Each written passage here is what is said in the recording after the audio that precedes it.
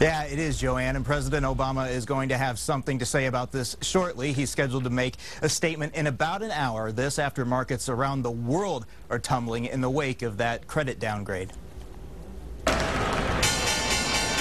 Stock markets around the world are stricken with a case of the AA+ blues. Steep drops greeted Wall Street as it opened, following big drops in Asia, and Europe, which has its own worries, is woozy. Is there a question? And it's all at least partially driven by the first ever downgrade of the United States AAA credit rating by Standard & Poor's, an agency that's threatening further drops if the debt crisis isn't resolved in 2 years. If the political gridlock becomes more entrenched, then that could lead to a downgrade. S&P acted alone. Two other credit agencies, Moody's and Fitch, have so far kept the U.S. at AAA. On CNBC, Treasury Secretary Tim Geithner did not mince words. I think S&P's shown really terrible judgment, and they've handled themselves very poorly, and they've shown a stunning lack of knowledge about basic U.S. fiscal budget math. On Good Morning America, S&P fought back. Well, I think that's a gross exaggeration, actually.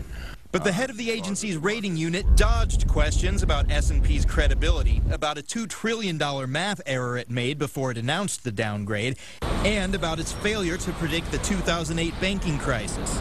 We're talking today about our government ratings, the group that I head up. That track record remains very strong. Still, S&P said it had no second thoughts. About our decision, absolutely not.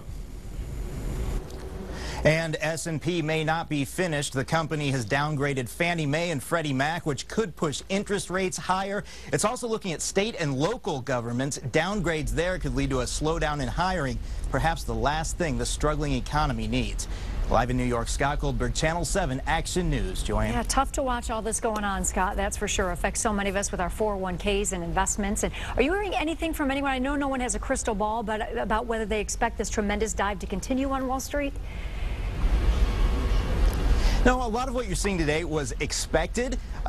This credit downgrade didn't take anyone by surprise, so the reaction, as bad as it seems, actually is a little bit muted because some of this was built into expectations. So the experts are really just saying, hang on, it's going to be a bumpy ride, but don't panic and let's see where this thing goes. Yeah, hang on tight, right, and have a tough stomach, that's for sure. Scott Goldberg reporting from New York City for us. Thank you very much for the live report.